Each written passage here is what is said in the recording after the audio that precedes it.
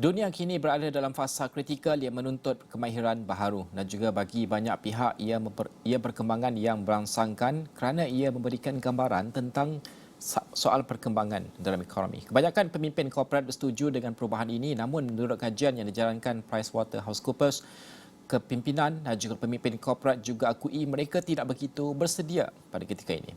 Kepantasan, skop dan juga kesan perubahan teknologi semata-mata mencabar perniagaan mereka. Dan juga bagi membincangkan perkara ini, saya bersama dengan Naib Presiden dan juga Pengurus Besar Asia Pasifik Zoho Corp, iaitu Gibu Matthew. Good morning, Mr. Gibu. Thank you so much for joining us this morning. First of all, bridging the digital divide of a global skills gap is a complex problem that requires all stakeholders to work together. And we see the speed of technological change requires an urgent global upskilling effort, and not everyone has to learn to code, but many people need to understand and also manage artificial intelligence, for instance, data analytics and autonomous vehicles and other technologies we can't yet predict. Are we keeping up well with the speed of change? Do leaders do enough to push for upskilling further? Thank you very much for having me as part of this. And it's a very interesting way of putting things. Well, first of all, we have to understand what is the digital divide itself, right? The digital divide is about the gap between people who have access to affordable internet technology and the skills and the gadgets to take advantage of that access, right? So there is different aspects to that also. Access divide, we call it, or then the use divide, the quality of use divide. And what is needed to reduce that gap? It's about, it has to be supported by different stakeholders, right? So when you look at the quality of use gap itself, there's a lot of things that the community itself can support. Educational institutions have an important part to play in that and to bridge this quality of use. And of course, the other more important aspect is about the access divide, wherein government policies help in reducing that divide. Now, when you put up in a way like where we talk about there is different levels of digital knowledge out there, right? There is different, there is coding to all the way up to managing AI, as you put it. That's put it really well, actually. Now, different skills need different levels of technical knowledge. And if you look at the overall scheme of things, right, jobs are not really actually going away. It is shifting to a different plane or a different level of expectations in terms of knowledge, skills, and the way how we actually think, right? And today, what is expected is more levels of critical thinking, and the ability to adapt to new technologies is actually the important part to actually bridge that gap in the digital divide. Now, there is a gap in education, maybe. For example, industry demand is probably different from what people itself want, because what people want is what educational institutions provide. So there is some level of education among the masses also required on what are the possibilities, what are the opportunities, and differences from what we have typically expected to see in the past. As a matter of fact, a lot of programs are already in place by MDEC and other institutions to improve the knowledge levels of students and the business employees and other users already, right from moving away from not just collaboration technologies, but going to other advanced levels of technologies. And as a matter of fact, the important skill needed is to also be able to learn on the job. That's actually a very important part of it.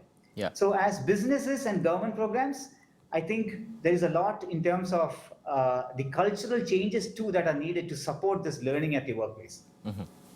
And also, Gibo, a huge number of businesses are stuck on the start line. They now know that upskilling is a priority, but they don't know how to get it started, or their current efforts have fallen flat. But how can a company focus on this, and what is the first thing or step they need to do?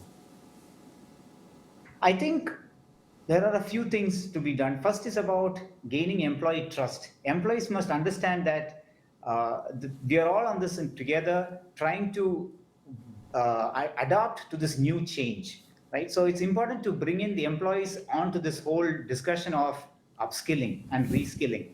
And of course, it's also very important as a business to also define your business processes clearly, document it, or at least set a clear baseline, because improving or setting the bar higher on your business process itself raises the bar on how work is done, how productivity is done, how productivity is improved, how customers perceive your brand. So it's important to put these two things in place. And then as a business, you need to provide the technologies like communication technologies and collaboration capabilities needed to support that learning within the organization.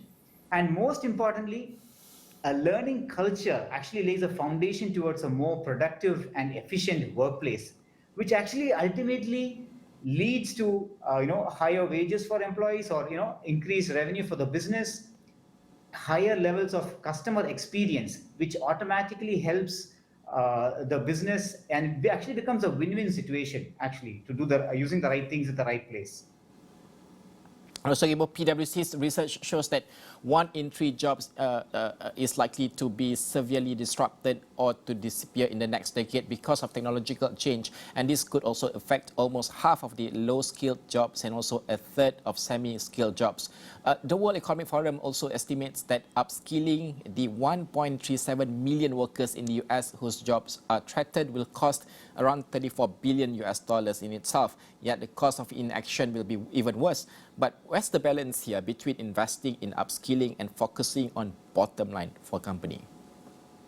The important point you mentioned in your question itself is a focus on upskilling instead of hiring itself from outside. So getting your employees, keeping them to reduce the turnover, and actually ensuring that you upskill your existing employees is an important part of this whole aspect. By certain estimates, it can cost a business as much as 6 times more to hire from the outside than to build internally.